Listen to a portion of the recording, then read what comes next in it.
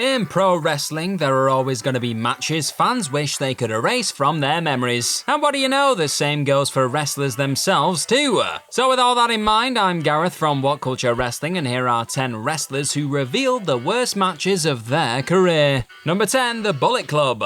Being the Elite ran a Q&A back in 2017, back when the Elite were part of the Bullet Club and ran through New Japan and the Independents. So Kenny Omega, the Young Bucks, and Adam Cole, Bebe, chatted to Cody Rhodes about the worst matches in each of their careers. Omega told how his was against a local Californian wrestler he chose to wrestle on an independent show. Kenny revealed he was cocky at the time, believing he could have a decent match with anybody. Turns out the cleaner could not though. The local wrestler was too much of a fan of Omega's and got overly enthusiastic in getting to be in the same ring as his favourite, fumbling his way through moves. The Bucks were quick to answer with a 3-way tag match against Roppongi Vice and the All Night Express in Ring of Honor. Nick mentioned that going into the match he had a broken rib and Matt had a broken hand, and the Bucks along with Vice were just coming off a 30-day New Japan tour, resulting in an understandably dire performance. Lastly, Adam Cole noted the worst of his career was his first dark match with Ring of Honor. It was a tag that was supposed to go 6 minutes but went overtime.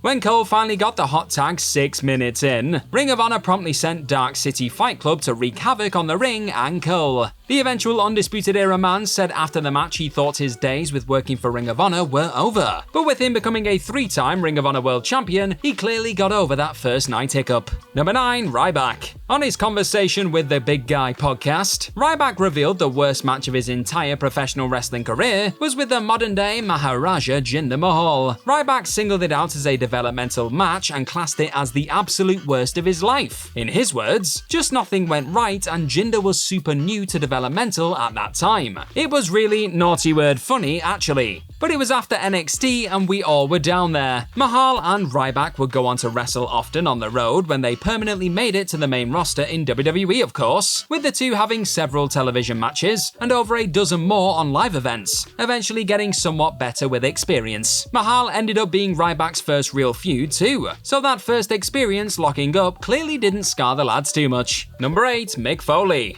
On Talk Is Jericho, Dave Meltzer and Chris Jericho recalled a story of Owen Hart and Mick Foley on a WWF house show purposely having a bad match to try and attain a negative star rating from Meltzer. Dave described the match as actually getting over with the crowd for how ridiculous some of the bumps were, despite how bad Hart and Foley tried to make it. As Meltzer recalled, "I didn't know that they were doing this. I did watch the match, and they would hit each other with bags of popcorn and sell it like crazy. And it was absolutely preposterous. But it also got over. And also, even when those guys were trying to be bad, they were still like it really wasn't what I would call a bad match. It was a ridiculous match." Foley actually told the same story in his book. And Meltzer went on to say Steve Austin was the special enforcer for the match and was unable to stay in character due to how utterly terrible / hilarious the whole balmy bout was on the night. Number 7, Jeff Hardy. It was easy to see Jeff Hardy was in no shape to be anywhere near a wrestling ring when he made his way down the ramp for his bout with Sting at 2011's Victory Road. The match is now infamous of course. With Hardy being so out of it, Sting had to pin him in seconds to get it over with. Jeff confirmed that the match was the first time he overdid it with drugs and regards it as the worst in his career. Hardy said, "For the first time in my life I went too far. I couldn't wrestle my idol, basically Sting, and he had to do the right thing and shut me down and pin me. That was my eye-opener for the rest of my life. It was that night with Sting." Jeff struggles with addiction would continue on unfortunately, but with Hardy now back on AEW TV, here's hoping the charismatic enigma is in a happy and healthy place for the remainder of his time as an in-ring performer and beyond. Number 6, Cody Rhodes. On the same Being the Elite Q&A mentioned earlier, Cody said a 6-man tag match on SmackDown when he was dashing Cody Rhodes took the number 1 spot for his worst match ever. It was Cody Rhodes, Ted DiBiase and Wade Barrett versus Daniel Bryan, Ezekiel Jackson and Sin Cara. What a lineup, eh? It ended up with Sin Cara kicking Barrett in the crotch for no real reason, then tagging a confused Bryan when he was supposed to tag Ezekiel. Bryan quickly pinned DiBiase for the win after a regular dropkick when Ted didn't kick out in time. WWE then aired this mess in full, even though they could have easily edited it given it was taped in advance. What a hilarious mess. And speaking of that, what's been your favourite hilarious mess of a match of 2023 so far? Well, let me know in the comment section right down below, my friends. Number 5, Jake Roberts. Roberts' first major appearance for WCW WCW was at Clash of the Champions, where his team won an elimination tag match with him getting the pin over Sting, building to a feud between the pair. This led to Jake's single WCW pay-per-view match against Sting at Halloween Havoc in 1992. Their match was determined via spin the wheel, make the deal, a Wheel of Fortune-like gimmick you younger lot may recognize from NXT. But because the wheel itself was not rigged, Roberts nor Sting for real knew what kind of match they'd be wrestling in until the wheel stopped. Of course, it stopped on the worst option possible, the coal miner's glove match. The rules of the match are a leather glove hangs atop one of the ring posts about 10 feet high, and the first participant to gain possession of the glove gets to use it on his opponent. It's as bad as it sounds, really. Sting pinned Jake after hitting him with a coal miner's glove, with Jake's snake turning on him afterwards. Jake said of the match, "I thought it was ridiculous and the match was one of my worst matches." Sting wasn't very excited to wrestle back then, and he had gotten tired of being the guy that everybody depended on to bring in the big house.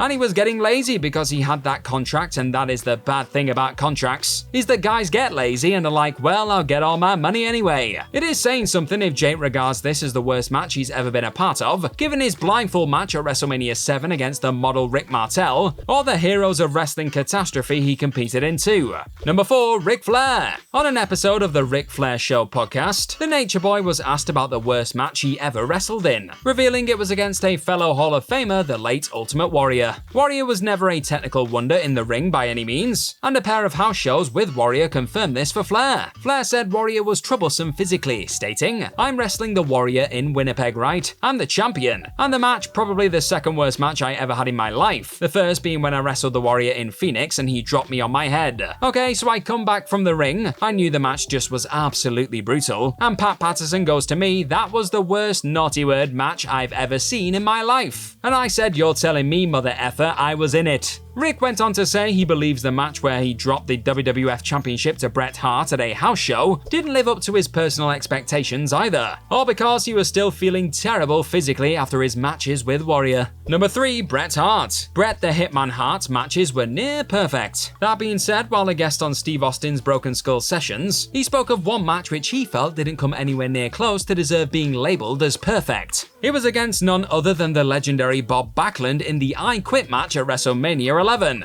As the Hitman put it, it turned into a real farce of a match, and I knew it would be a terrible match because they took the pinfalls out of the match. It was all submissions, so it made it even harder to have a good match. I really thought it was a disrespect to Bob to put him in that match. Thankfully, Bret thoroughly redeemed himself in a submission match with his interviewer Steve Austin a few years later, which Hart and fans regard as one of the best ever in pro wrestling. Number 2, Stone Cold Steve Austin. Stone Cold Steve Austin vs Sting is considered a dream bout amongst wrestling fans. Sadly, their paths never crossed when they were in their primes, but they have took on each other before, when Austin performed as stunning Steve Austin in WCW. Like Jeff Hardy not believing he lived up to his own expectations when he took on his hero Sting 20 years later in TNA, Austin felt the same about his own performance when he clashed with Sting in WCW. Austin explained on his podcast, "We went out to some show one day and for some reason I called every match I had with Sting, and for some reason I just called the biggest turd I'd ever called. In the history of pro wrestling, that was probably my worst match. What is it with Sting being involved in so many folks' worst ever matches? Poor icon." Number 1, Kurt Angle. Kurt took part in a Facebook Q&A a few years back, where he was asked all about his worst WWE match. Kurt said the one that I remember was the lumberjack match with Eddie Guerrero on an episode of SmackDown. Eddie wasn't feeling well that night. The match dragged on and on. Eddie kept telling me something was wrong. He kept telling me to put him in a hold so he could get his mind and body straight. It was not the Eddie that we all knew, the greatest of all time. He was physically and emotionally exhausted that night. It was a failure on my part because I kept pushing him to go harder. I should have listened to him. It ended in an underwhelming no contest 15 minutes in when the Lumberjacks started to brawl. It's all good though, because when fans look back on the epic Guerrero-Angle rivalry, they don't think of the Lumberjack debacle. They think of awesome things like their WrestleMania 20 classic, damn it.